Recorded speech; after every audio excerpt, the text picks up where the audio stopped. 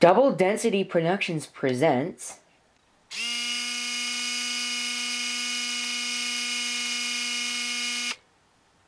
Can't Do the Time, Don't Do the Crime. My laundry has apparently been seized by the snore police. And there's not a whole heck of a lot I can do at this point. Might not even get to go to bed tonight because it's right here. That's not the point. The point here is this. Somebody asked me if I could redo they liked my review video and noticed that I had taken it down, and they asked me to remake it. I was going to do this. This is actually one of those things that I'm kind of feeling bad about now because I wanted to do this a while ago. And now I really can't do a decent one because there is no way that I can get a decent picture on this thing. But what I'm going to do is I'm actually going to use this as a surrogate monitor. I actually take this down and film the second part of this video tomorrow and use VGA, because I've never actually tested out that VGA or 15-pin D-sub before. But this is going to be an honest-to-goodness review of this machine. It's been 3 years now. Yes, I think it's been 3 years since I bought this to replace a Toshiba satellite, or as I call it, the shit-alite, because it was the worst system I've ever owned in my entire life. There are videos about that particular machine on my channel very, very early on. I think the last time I ever made a video about it was the time I smashed the motherboard, because it just totally died. No, wait, I did not smash that was a Satellite Pro board. I do know that I, just mangled the motherboard because it stopped booting. So, yeah. Actually, let me rephrase this. This particular system actually replaced this PowerBook G4, which I was using at the time as a replacement for that satellite, because that satellite had the hard drive fail. I think when it was all said and done, that satellite went through 7 hard drives in its 2 years that I had it, or 3 years that I was really actively using it. And that's pretty bad. Ironically, the last hard drive that I put in that is still in use today. It's been through 3 machines since, and it's now in there. I think it went from that satellite, and it ended up getting put into my external thingy over there. And that was that. And then when I wanted to revive this netbook, because I had a use for it, because this thing was starting to give me quirks. It started to develop personality. Sometimes it won't boot, other times it works fine. Sometimes it will just refuse to load things, and I don't know why that is.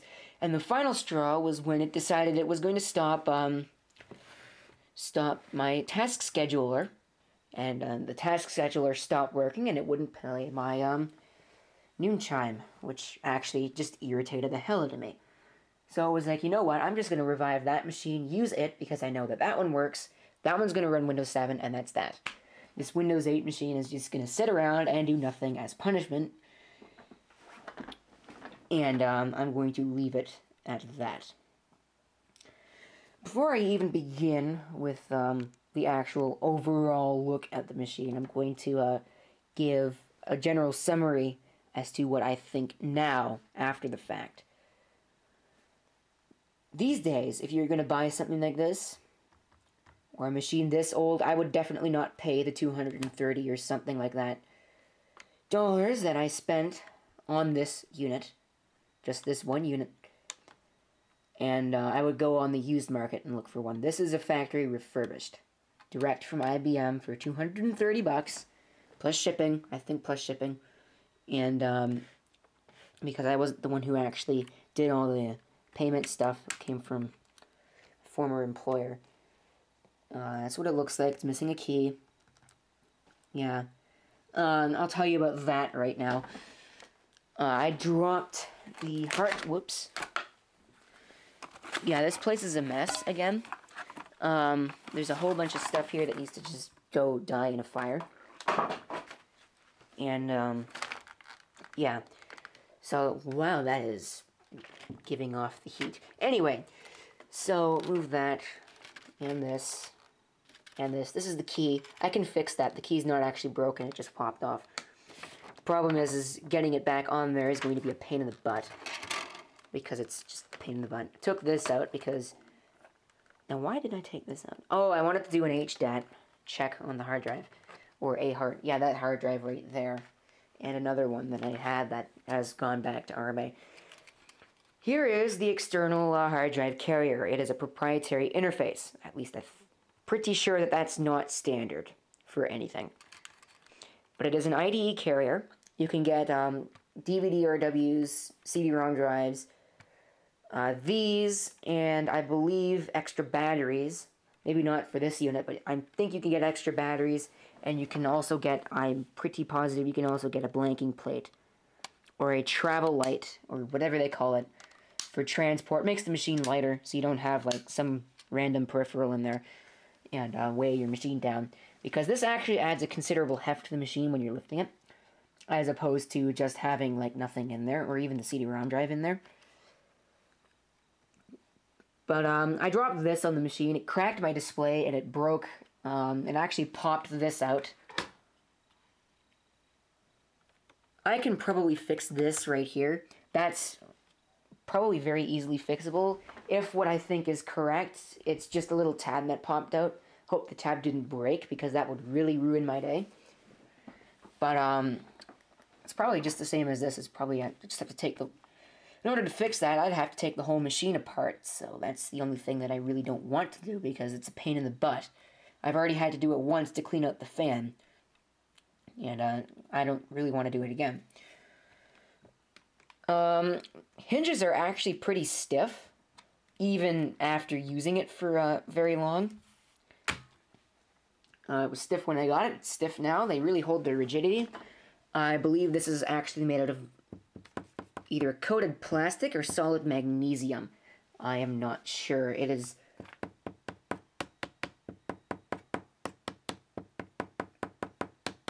It really feels different than the rest of the case.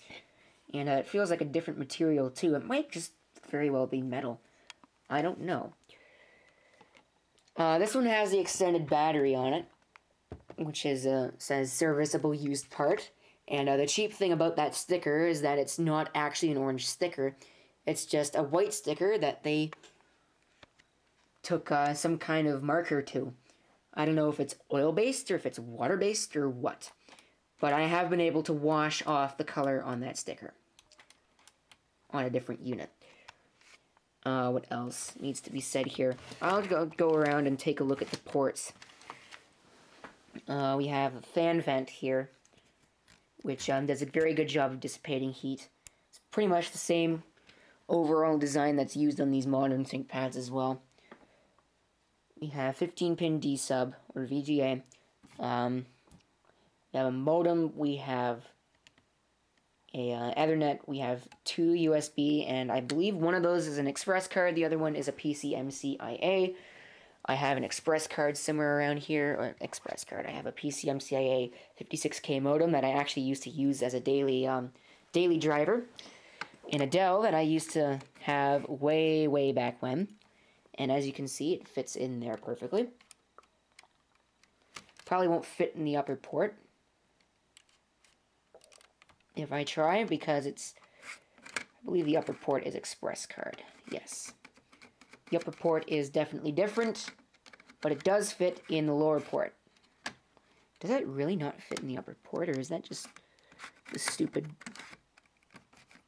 Yeah, no, that upper port's definitely an express card.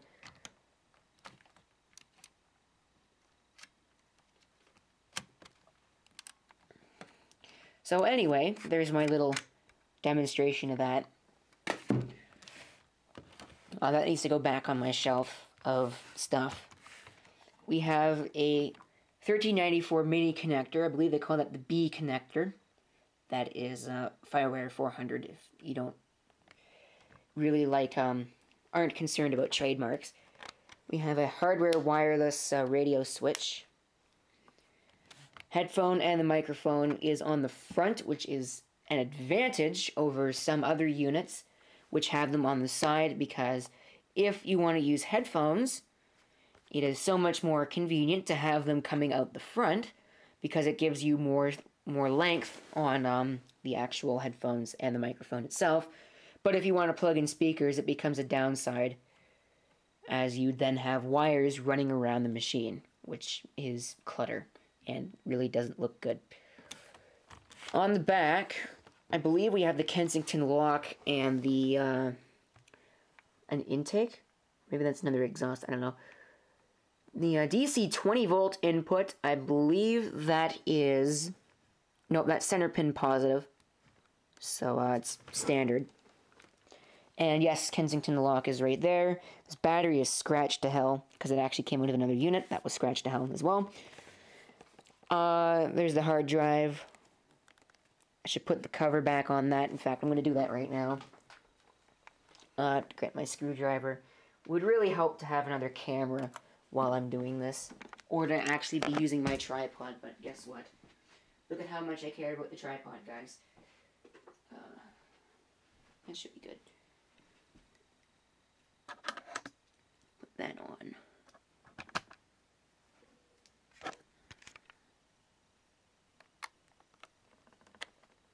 That way dust and other particles can't get in there, so if they haven't already. Then again, the hard drive's sealed, so it shouldn't be a really big issue. But the real problem I have is if dust and stuff gets in there and shorts stuff out, then we could either blow the hard drive, or we could blow the hard drive controller, or we could blow both. You never know. And the hot swap, another USB port, of course, and the hot swap bay is right here. Right now, I believe, what is this? This is a DVD-ROM CDRW. I've actually replaced this. My other unit, I don't know where it went. I think I must have thrown it away. You can see that same connector right there. But the other unit was not working. This one is, or at least it was. So that's that. What else? There was something else I wanted to say. Oh yeah, there's a light right there that comes on when you have something in this bay. And what's on the bottom? Apart from a COA, or two COAs, we have the docking port connector. We have a Windows XP for refurbished PCs, and I believe that is a Windows Vista basic license as well. I'm not going to show you those because those are valid license keys, and they're mine, so you can't have them. Energy Star sticker. This machine has all of its original stickers on it. It's kept in pretty much excellent condition, apart from the fact that it's been used and I dropped a hard drive carrier on top of it, so it's kind of busted. It has a Centrino Pro, which is actually a Core 2 Duo. That's right, this has a socketed CPU in it, but it is a Core 2 Duo T6100 running at 1.8 gigahertz. This particular unit, I believe, has no more than 3 gigs of RAM in it. But I could check that. Am I going to right now? No. It has both the signature eraser head track point and the traditional trackpad that you, see on every laptop made today.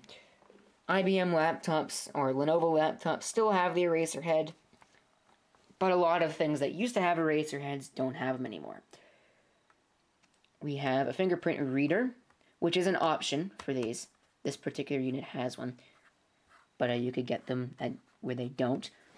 And you could actually get the old IBM logo, I believe IBM Thinkpad logo for these, or IBM T-Series or something or another. But these were sort of like a little stepping stone from a time when Lenovo had just bought out IBM's business. IBM's computer business, computer hardware business. I don't know how to say that properly.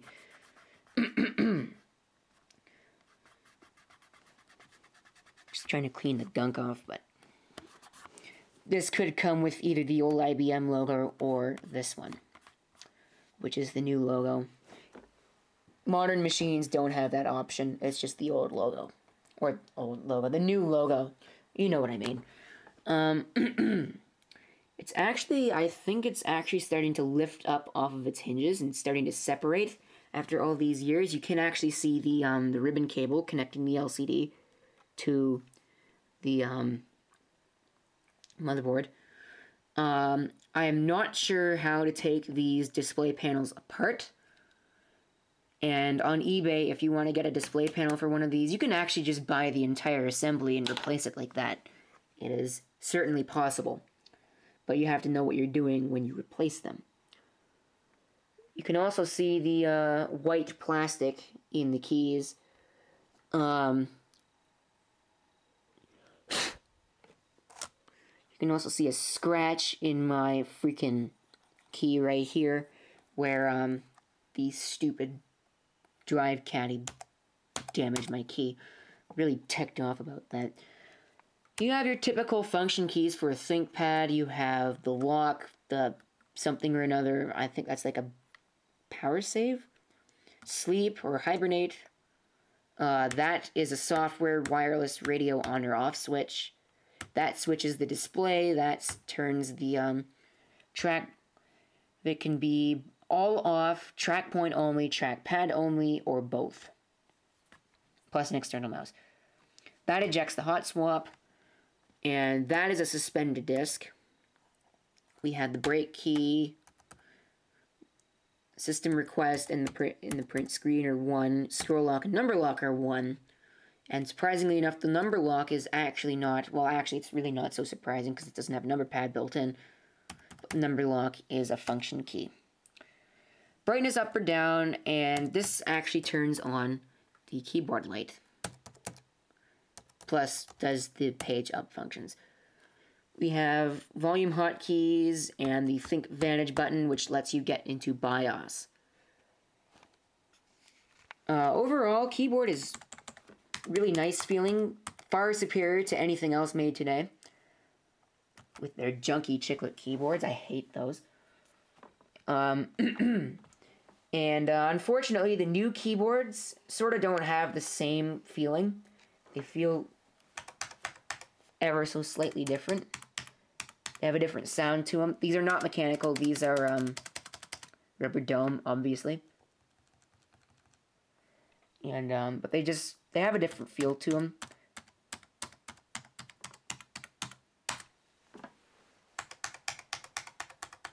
Even though it's basically the same keyboard. As for the indicators, we have wireless, Bluetooth, the keyboard lock, hard drive activity, power on, battery, which goes orange when it's charging, green when it's not charging. That indicator indicates if the machine is receiving AC power or not. And the sleep indicator, you can see it also says T61 right there. I believe these could also be offered with an optional webcam. This one does not have that. I have never seen one that does have that. And I actually question its usability in a business machine like this, because usually you wouldn't be using a webcam with a business machine. I don't know if I can actually get a decent picture of it, because my light has disappeared, but you can try.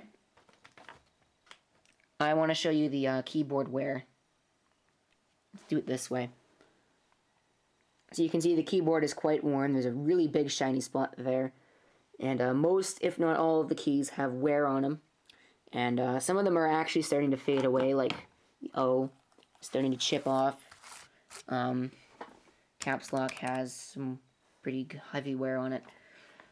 So it's used. There's a shiny spot in the middle of the trackpad. This has got all kinds of hand salsa in it, which is another one of the reasons why I dislike these, they call these the cat's tongue eraser heads. I don't like them because they feel weird. There's like sandpaper, which is why they call them cat's tongue. And they're really annoying and irritating when you go to use it because it just feels weird. I think I've talked this machine to hell.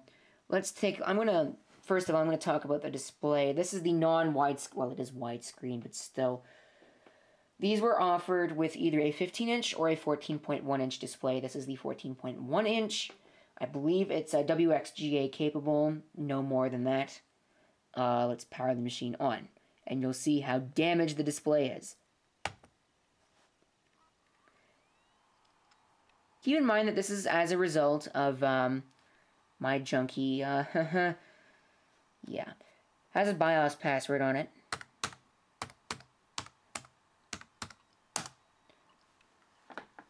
It's actually in worse shape than it was the last time I powered it up. Of course, because it's had time to have let all of the black crap that's in it drain to the top of the display, which is where it's gone. You'll see when it starts up and we get a solid color background. And what I'm actually going to do while this is happening is I'm going to set up my remote desktop. See how junky this looks? It's really bad. When it actually decides it's going to start up, but I don't know. It's actually starting to, you can tell in that white, it's starting to turn yellow. The backlight is turning yellow because it's simply because it's old. So let's log in. Let's do a basic. Yeah, see, there you go. Now you can see it pretty well. My brightness is turned down. Hopefully you didn't just see that Windows 8 license key.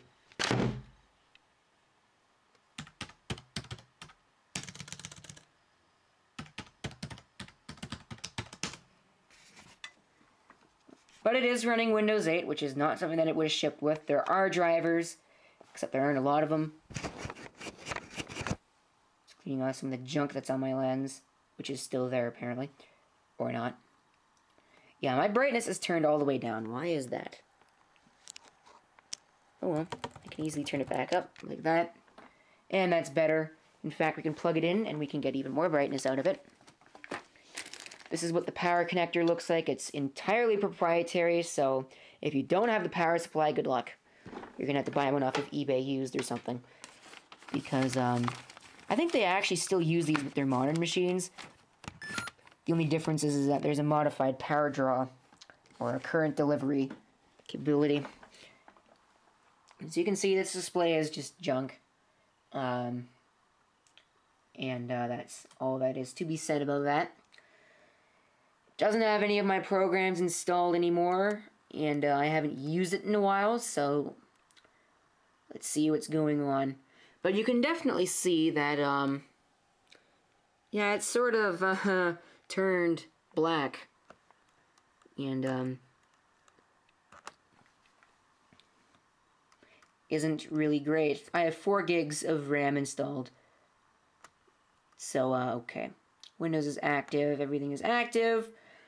It is x64 capable, so if you want to run a 64-bit version of Windows, you can. I don't happen to have a 64-bit version of Windows on hand with a free license key, so I'm just using 32-bit Windows 8.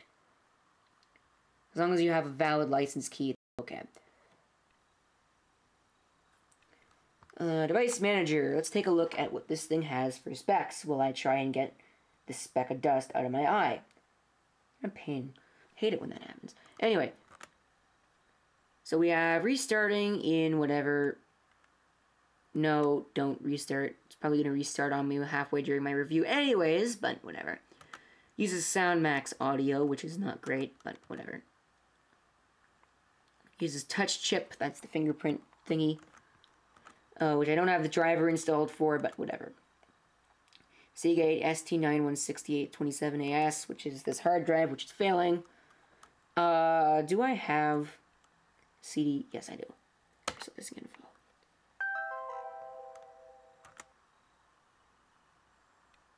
Which will take forever to load in the process. Disk drive, I just looked at that. Intel 965 graphics, which is the chipset.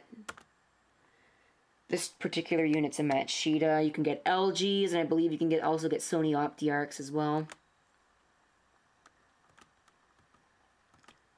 It actually is a hybrid. It uses SATA for the hard drive, but IDE for everything else.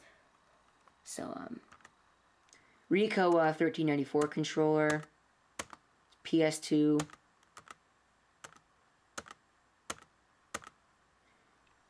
$82 566 gigabit, and 4965 AG graphics,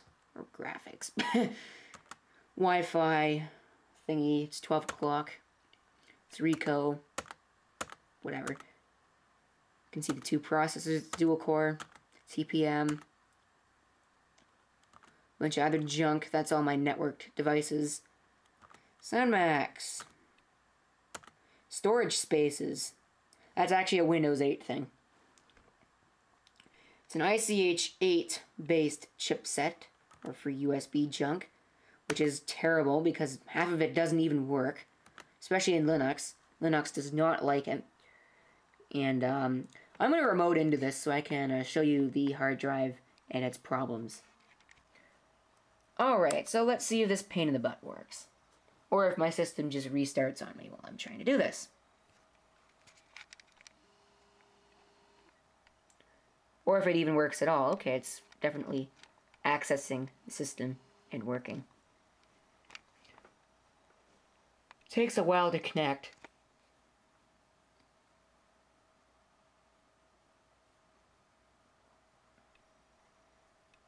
Didn't say this would be an exciting video, so... Anyway, my opinion is that this is a rock-solid system, actually, while I'm waiting for that to start doing something. Rock-solid system, definitely built better than anything you can buy today, even an Apple MacBook. I would argue it's built better than a MacBook, because unlike a MacBook, this doesn't dent if you drop it. Sure, the hard drive will probably shatter, but at the very least, you don't dent your... It doesn't dent the freaking case, the chassis, when you're going to try and use it. Yeah, you can definitely tell that there's a difference in the, or at least I can, there's a difference in the color. This is a lot more white than this, because this has probably realistically over 20,000 hours worth of power on it.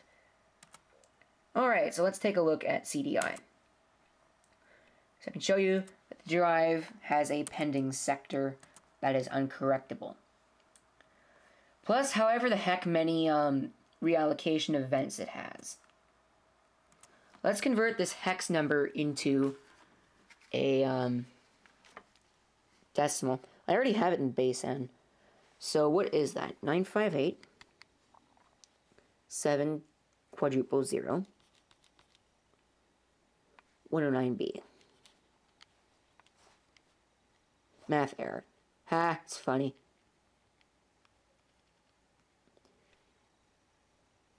What the heck?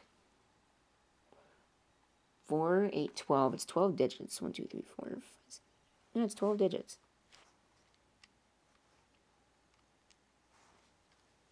That ain't gonna work very well. Okay. So let's figure out what 109B is.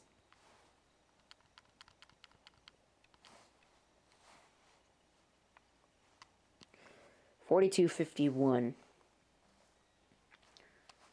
It has, I don't think it has that many reallocation events on it. It's definitely not over 10,000. So, I believe it's like 4,000 some odd or something. So maybe that number is right. Either way, drive is bad, drive should be replaced, and that is that. You can actually see my 180 in the background, which unfortunately I had a hard drive failure occur yet again on. Oh yeah, that's the other thing that it likes to do. This machine, I think all of them are like this. But I have to fix the date and time. Do I? No, date and time is fine. So it did automatic DST, even if it had, though it's been powered off for a while. Bluetooth is not working, as you can tell. But like I was saying, overall, nice machine. There is absolutely nothing wrong with it. Works. It's running Windows 8, which it was not designed for, but it's running it pretty well, even for having a failing hard drive, and not being designed for Windows 8. So what we're going to do is we're actually going to reset the system. Alright, we can't do that from here, can we? No. So we're going to have to do this locally.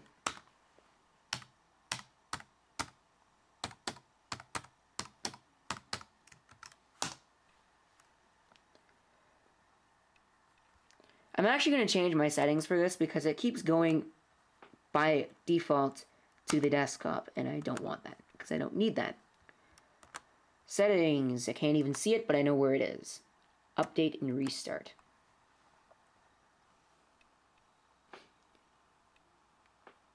And it's running Windows Update. Windows 8 is actually a really snappy operating system. I know I ripped it apart in my review on GUI Central, but the release is a lot better than the release preview was. Let me tell you. The release preview was terrible. It might also have had to do partly, in fact, because I was running it in a VM in my review, which is one of the worst ways to run Windows 8. But again, you shouldn't have that kind of a problem with an operating system, but I did. So I kind of just disliked it and ripped it apart.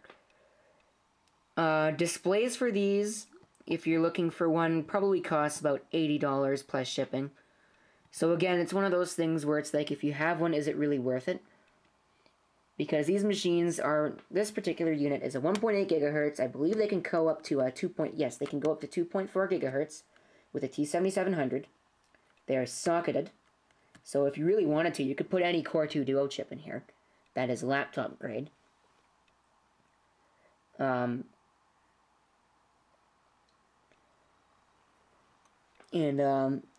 Unless you decide you're going to run something other than Windows XP on here, because XP is 32-bit only unless you find a 64-bit version of XP, which is really, really hard to find.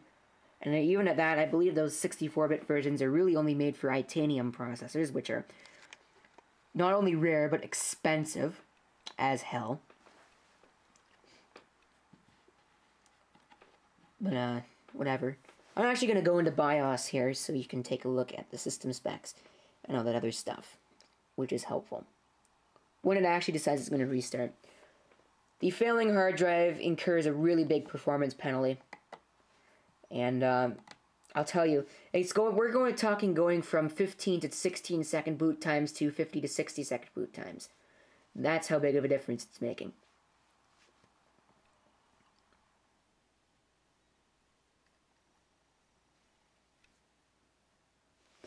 You'll hear the drive has problems spinning up, too.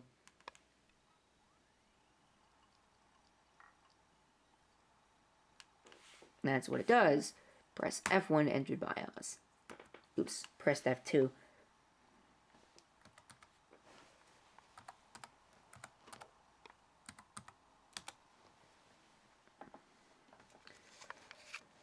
Configuration, network.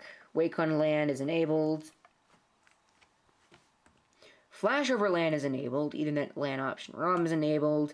DMA is enabled. I would hope that's enabled. Everything up there is enabled.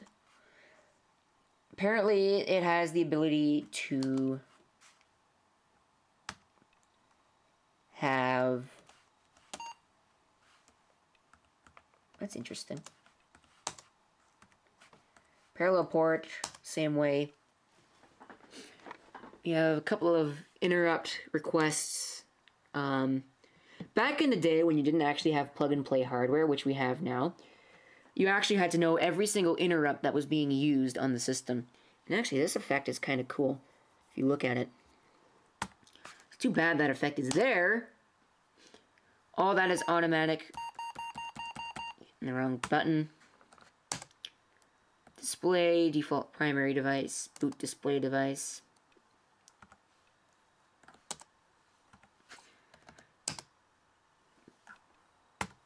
Internal LCD. Let's do VGA plus LCD because it'll be both. There are all your power options. Speed step is enabled, which is ridiculous. It's one of the worst technologies ever invented. I know I say that a lot, but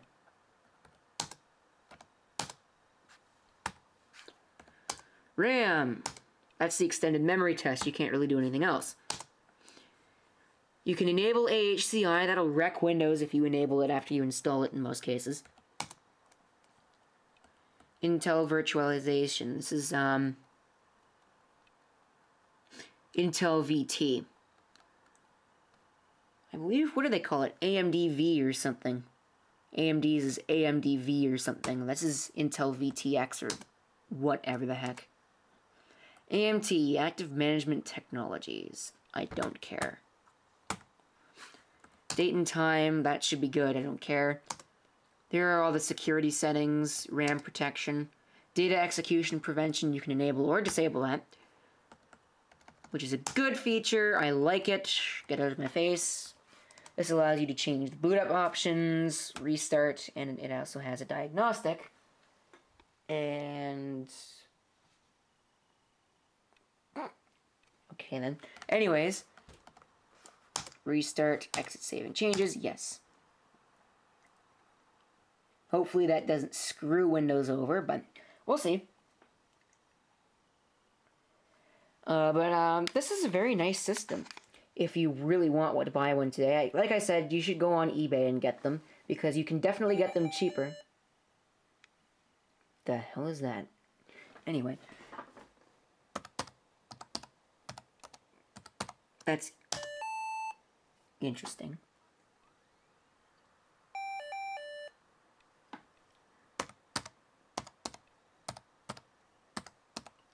Yeah, that is a very interesting sound. Oops.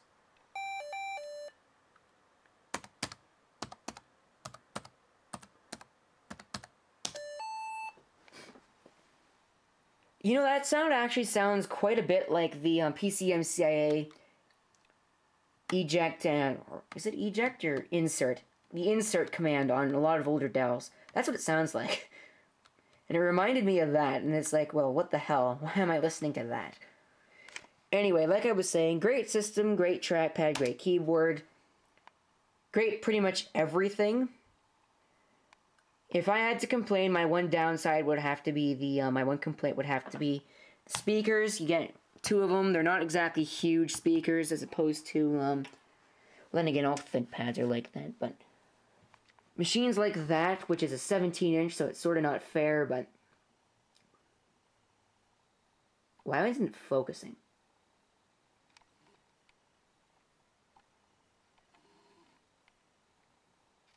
Okay, anyway, you'll have to trust me that they're pretty much bigger than any 14-inch machine will ever offer. Overall, I like the machine. It's a good buy if you get one today. Just make sure you upgrade the RAM, because a lot of them only come with 1 gig stock, which is terrible. And pretty much useless these days. So, yes, that's pretty much going to do it. If you have your comments, feel free to leave them down below. But don't bother telling me the screen is broken and that I'm violent with my machines, because it was a total accident. I wouldn't intentionally drop a freaking hard drive carrier on it. That would be a really stupid thing to do. And, well, anyway, this is CP666 signing off. I hope to see you next time. Till then.